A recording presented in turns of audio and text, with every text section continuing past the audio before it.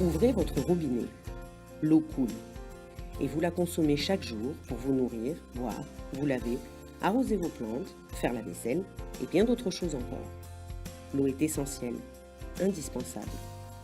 Mais tout n'est pas si simple.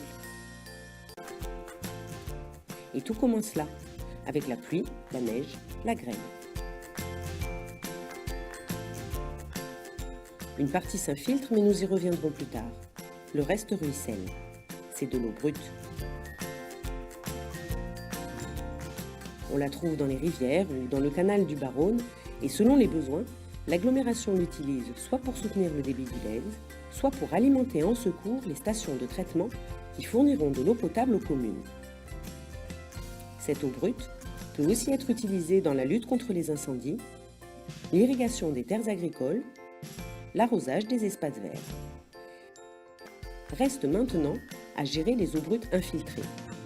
Il faut donc capter l'eau dans la nappe phréatique grâce aux stations de pompage comme Avias, l'analyser pour vérifier que la politique de protection de captage porte ses fruits et que nos nappes phréatiques sont saines, puis la conduire vers une station de traitement comme la station François Arago pour la rendre potable.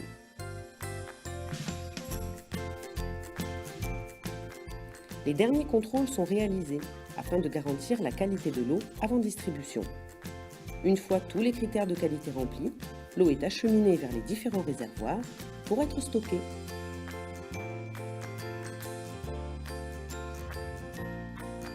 Au final, l'agglomération gère près de 30 réservoirs, une capacité totale de stockage de 120 millions de litres.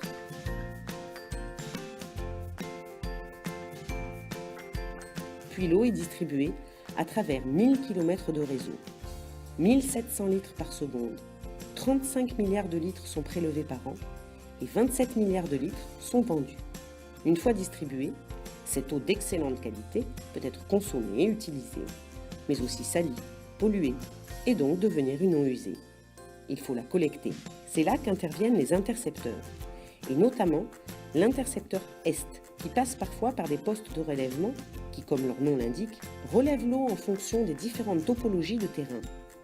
Ces intercepteurs permettent d'amener directement les eaux usées collectées vers Maera grâce à un réseau de 1260 km au total, sans passer par les collecteurs unitaires du centre-ville.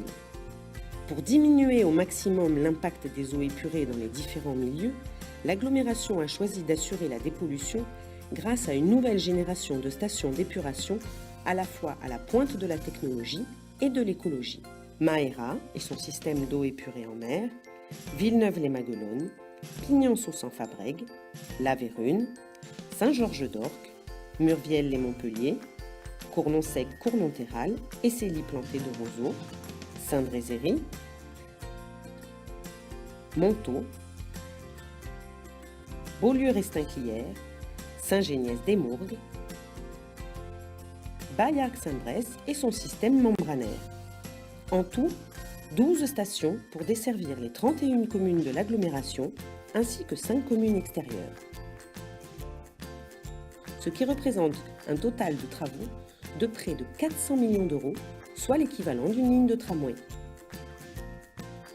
Une fois traitée et assainie pour atteindre un résultat bien au-delà des normes en vigueur, l'eau est une dernière fois contrôlée pour garantir la protection et améliorer la qualité des eaux des milieux naturels comme le Lez, où 496 prélèvements et plus de 10 000 analyses sont effectuées chaque année.